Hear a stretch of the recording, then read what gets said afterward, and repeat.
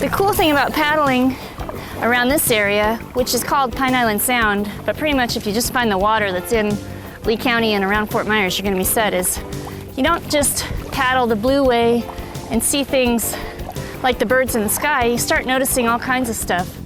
Like when you look down, there's all kinds of grass. It's called seagrass. It's got a bunch of different names, but if you're not a scientist, you can just call it seagrass. And the cool thing is, all those fish that you end up eating for dinner when you're on vacation, they pretty much grow up in these grasses. It's like a little nursery. And you can see them. And of course, they get big enough that you can fish for them too.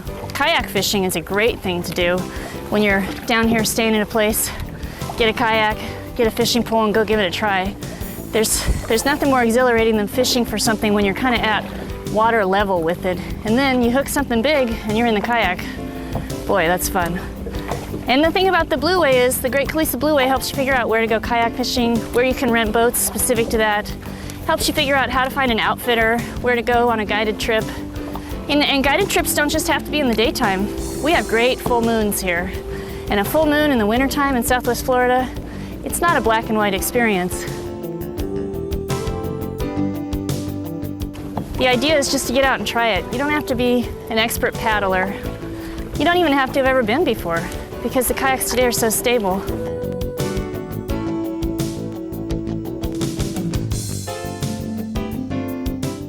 And there's so many restaurants and places that welcome you. You don't have to pull up in a powerboat to be considered a boater that's ready to come a place. Or you can go way far away from things and see leggy wading birds crouching in the mangroves ready to have their dinner. You can see fiddler crabs scurrying along on those roots of those trees, looking like they know they're gonna be dinner. It's all really fun.